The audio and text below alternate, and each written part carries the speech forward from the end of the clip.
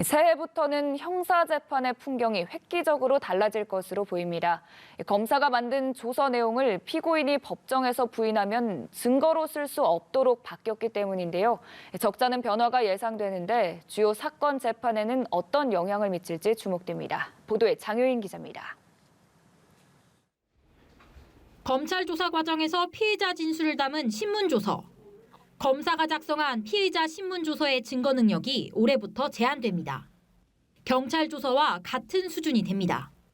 지금까진 피고인이 법정에서 검찰 조서 내용을 부인해도 조사 과정에 문제가 없다면 증거로 인정됐습니다.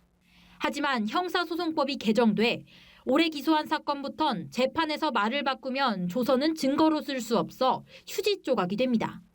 수사기관의 압박이나 실수로 잘못된 진술을 했더라도 이를 바로잡을 기회가 주어진다는 긍정적 평가도 적지 않지만 소송 경제 측면에서 시간과 비용이 늘어나고 실체 진실 발견에도 영향을 줄 수 있다는 우려가 나옵니다.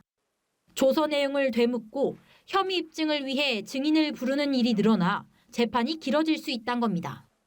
권력형 비리나 조직 범죄처럼 물증보다 상대적으로 진술 증거가 중요한 사건은 증명이 어려워질 것이란 관측도 있습니다. 이에 대검찰청은 영상 녹화 조사를 적극 실시하고 기소 전후에 주요 진술을 증거로 남기는 증거 보전 청구 등을 활용하기로 했습니다.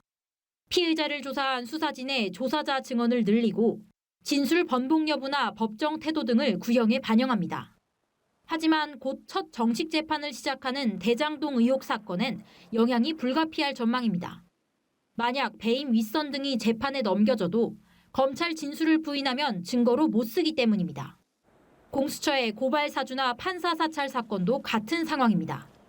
종전 자백과 조서 중심 수사 관행에 따른 조서 재판의 폐해를 극복하고 법원 공판 중심주의 구현을 위해 만든 혁신적 변화가 연착륙할 수 있을지 관심이 쏠립니다.